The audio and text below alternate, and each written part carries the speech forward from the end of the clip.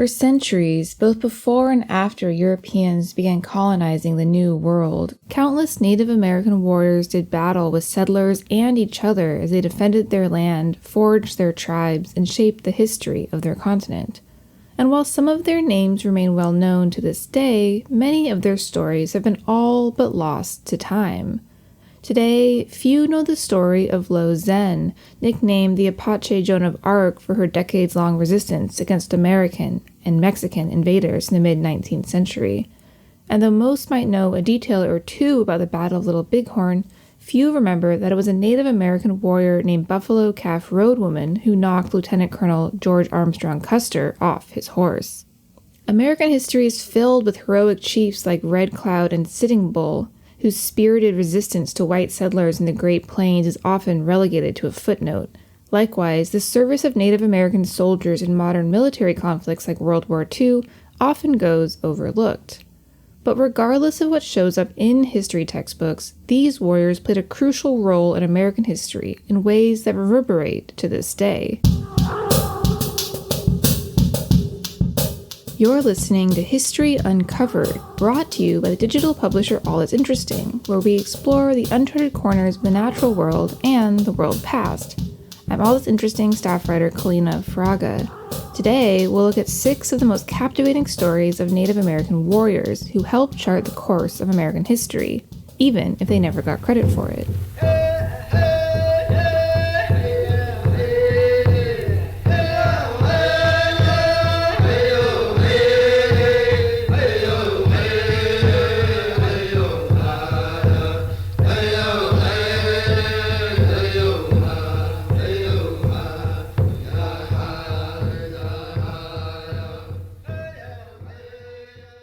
Perhaps the most famous Native American warrior in history, Sitting Bull was the fearless Lakota chief who helped inspire his people to victory in the historic Battle of Little Bighorn in 1876. But while most have surely heard his name, few know about his incredible story, or his tragic end. Born in present-day South Dakota circa 1831, Sitting Bull seemed like an unlikely warrior at first. He was even nicknamed Slow by his father because of his seemingly reserved nature. But Sitting Bull eventually proved himself as a warrior in his teens and was soon recognized as both a war chief and a holy man. In the 1860s, his leadership was put to the test.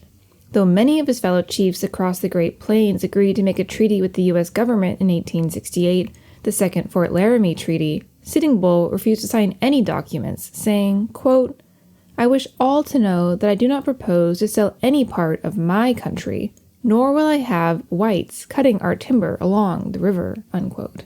Sitting Bull's bold stance made him the supreme leader of the Lakota Sioux, a position no one had held before. And when gold was discovered in the Great Plains in the 1870s, leading to an influx of white settlers onto lands the government had promised not to touch, Sitting Bull decided to stand his ground. As the clouds of war gathered in 1876, Sitting Bull had a vision that he and his people would emerge victorious against the coming U.S. Army forces, and they did. First at the Battle of the Rosebud, and then at the Battle of Little Bighorn, where 2,000 Native American warriors faced down Civil War hero Lieutenant Colonel George Armstrong Custer and 200 American troops. Tragically, that victory was also the beginning of the end for Sitting Bull. Furious and humiliated by the defeat, the U.S. government sent even more troops west. By 1881, after he tried to find refuge for his people in Canada, Sitting Bull agreed to surrender to American authorities. No longer seen as a threat, Sitting Bull spent the last decade of his life as something of a curiosity for white Americans. He attended events and ceremonies and made appearances in Buffalo Bill Cody's Wild West show, where he struck up unlikely friendships with Buffalo Bill himself and with the famous sharpshooter Annie Oakley. But Sitting Bull stuck it to the man where he could. Invited to attend an opening ceremony for the Northern Pacific Railroad in 1883, he gave a speech in his native language that the white audience couldn't understand, but nevertheless applauded. What they didn't know is that he'd said, quote, "I hate all white people. You are thieves and liars. You've taken away our land and made us outcasts," unquote. Still, even though he was treated like something of a mascot, the U.S. government hadn't entirely forgotten what Sitting Bull was capable of. And as the ghost dance movement spread in 1890, a movement that promised that dead tribal members would rise once more and that white people would disappear, authorities worried that Sitting Bull would speak out in support of it. On December 15, 1890, authorities tried to arrest the 59-year-old at the Standing Rock Indian Reservation in South Dakota, alleging that he was somehow involved in the movement. Sitting Bull wouldn't go quietly, so they shot him. His death devastated those who knew him, including Annie Oakley, who bitterly stated that if Sitting Bull had been a white man and not a Native American, quote, someone would have hung for his murder, unquote.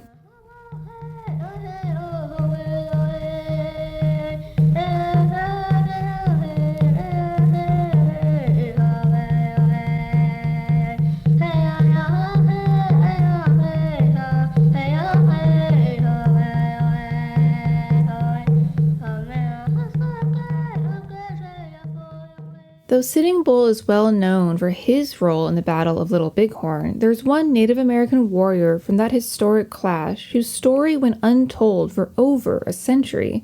Largely forgotten was the Northern Cheyenne warrior named Buffalo Calf Road Woman, who knocked none other than Lieutenant Colonel George Armstrong Custer off his horse during the battle.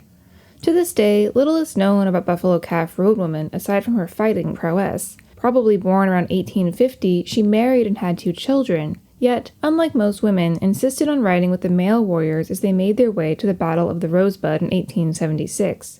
During that battle, she proved herself as a formidable fighter. As the story goes, Buffalo Calf Road Woman was fighting when she noticed that her brother, Chief Comes in Sight, had been cornered by U.S. troops. She fearlessly rode straight into danger, grabbed her brother, and placed him on her horse.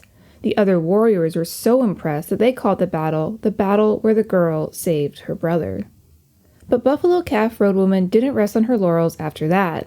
At the Battle of Little Bighorn about a week later, she fought bravely once more, and, when the opportunity struck, charged straight at Custer while wielding a club. According to tribal history, her blow sent the Civil War hero tumbling from his horse, and may have resulted in his death. Though Buffalo Calf Road Woman survived the battle, she died just 2 years later, likely of diphtheria. Her story was concealed by her own people for over a century because her tribe still feared retaliation from the U.S. government. In 2005, however, they told it for the first time, restoring this fearless Native American warrior to her rightful place in history.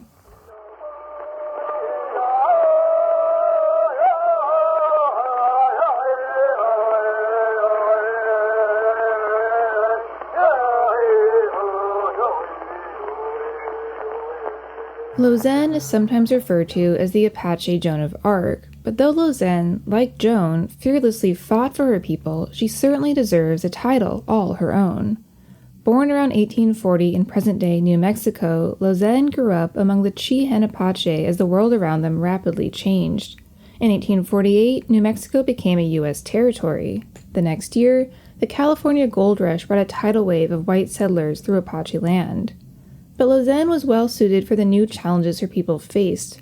Her matriarchal society allowed women to fight and defend themselves, and Lausanne proved herself as a warrior by battling Mexican soldiers, enemy tribes, and white ranchers and prospectors. She had a way with guns and horses. Indeed, her name translates to dexterous horse thief, but part of Lausanne's legend comes from her alleged supernatural abilities. Tribal history states that she was imbued with the power to detect which direction an enemy would come from, which she determined by lifting her hands in the air, walking in a circle, and studying the darkening blue veins on her arms. In the 1860s and 1870s, Lausanne participated in the Apache Wars, which pitted her people against the U.S. government, helping to shepherd women and children to Mexico and fighting along warriors like Chief Geronimo and her brother, Chief Victorio. He once said, quote, "Lausanne is my right hand, strong as a man, braver than most, and cunning in strategy. She is a shield to her people," unquote. Yet Lausanne, like many Native Americans in the 19th century, met a tragic fate. Sent to prison with Geronimo in the 1880s, she soon succumbed to tuberculosis and died at the age of 50.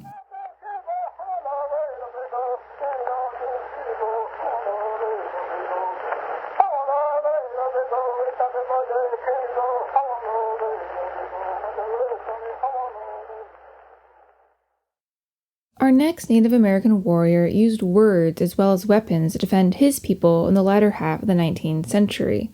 Lakota chief Red Cloud won a rare victory against the United States government in the 1860s, but lived to see most of the promises that American officials made following his victory wither on the vine. Like Lizen, Red Cloud came of age during a time of incredible change. Born in 1822, he cut his teeth as a warrior from an early age, proving himself as both a tactician and a fighter in present-day Nebraska. And like Lizen, Red Cloud witnessed an influx of white settlers through Lakota territory following the discovery of gold in California. Though various tribes had signed the Fort Laramie Treaty with the U.S. government in 1851, which promised to protect tribal lands and hunting grounds from white settlers, it was clear by 1864 that American officials had no intention of keeping their word.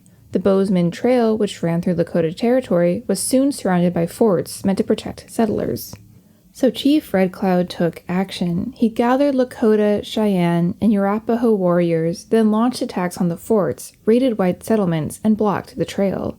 In 1866, his men soundly defeated the U.S. Army and forced the government to the negotiating table. 2 years later, in a second Fort Laramie Treaty, American officials promised to abandon the forts and cede great swaths of land in Nebraska, North Dakota, South Dakota, Wyoming, and Montana. But it didn't take long for the United States to renege on those promises. The Transcontinental Railroad, completed in 1869, profoundly changed the Great Plains. Forts began to spread across the land once again, and tribes were increasingly pushed onto small parcels of territory. This time, Red Cloud turned to diplomacy, even as his fellow chiefs, like Sitting Bull, prepared to battle American troops anew. He made numerous trips to Washington, D.C. to try and convince American policymakers to stay true to their word, telling them, quote, "We've been driven far enough. We want what we ask for," unquote. Tragically, however, Red Cloud's efforts were in vain. Before he died in 1909 at the Pine Ridge Reservation in South Dakota, he reflected on his dealings with the American government, saying, quote, "They made us many promises, more than I can remember, but they kept but one. They promised to take our land, and they took it," unquote.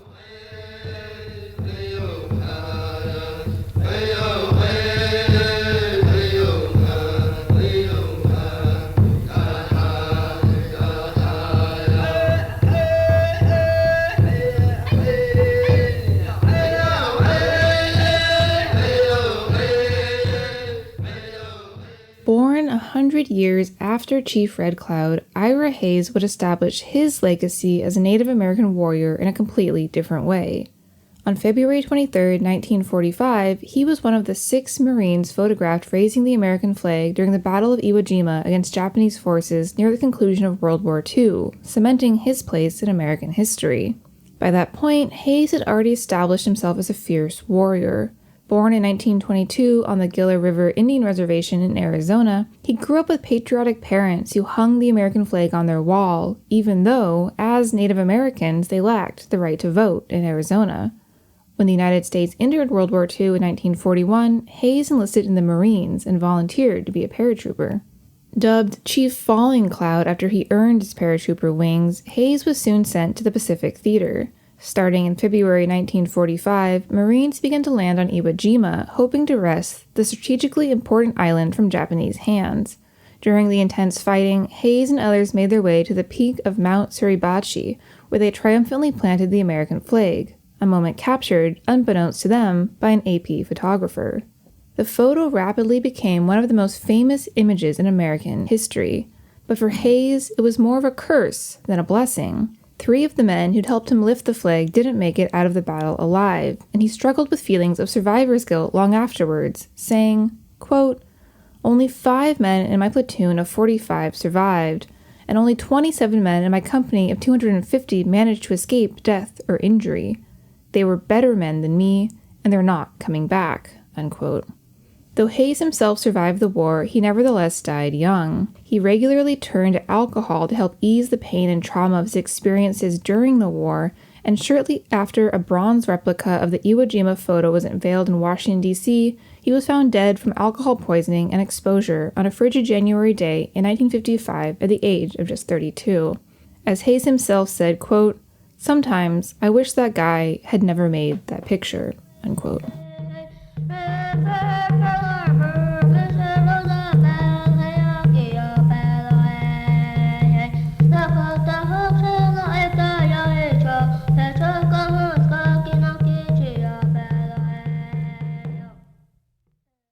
Another Native American warrior who made history during World War II, Joe Medicine Crow had a happier ending than his comrade in arms, Ira Hayes.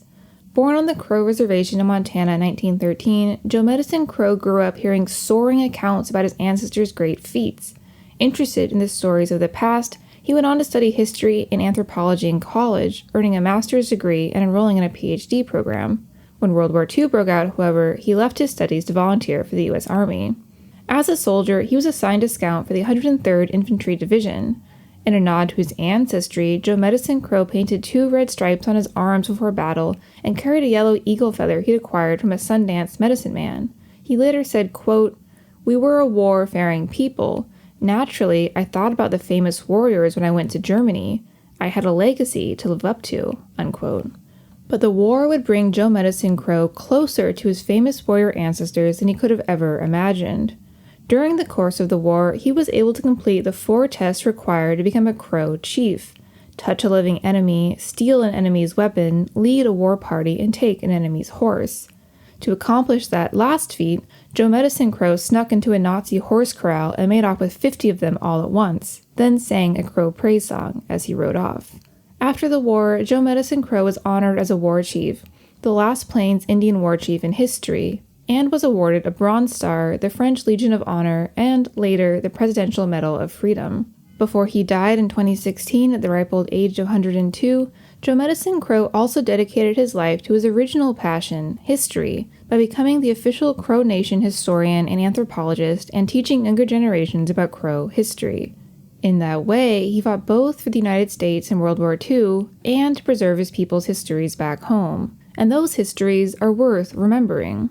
While all the stories of resistance and resilience we've discussed today are often overlooked, they're nothing less than an essential part of American history. These Native American warriors, men and women, chiefs, and foot soldiers played a critical role in shaping the fates of their people and this nation.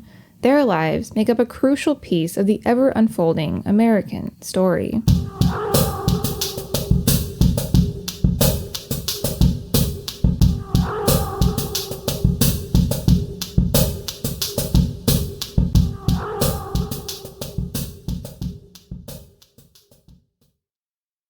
Thanks for listening to History Uncovered. I'm History Uncovered's producer, Kit Westneat. If you like the show, help others find us by leaving a review on Apple Podcasts or Spotify. And be sure to follow the All That's Interesting and History Revealed pages on Facebook and Real History Uncovered on Instagram. Make sure you don't miss out on the new episodes and subscribe to the History Uncovered podcast. And keep up with our latest stories at allthat'sinteresting.com. If you have a question about the show or just want to say hi, feel free to call us at 929-526-3029 or email us at podcast@allthat'sinteresting.com. This podcast is part of the Airwave Media Podcast Network. Visit airwavemedia.com to listen and subscribe to their other fine shows like Legends of the Old West and Redacted History. Until next time, keep exploring.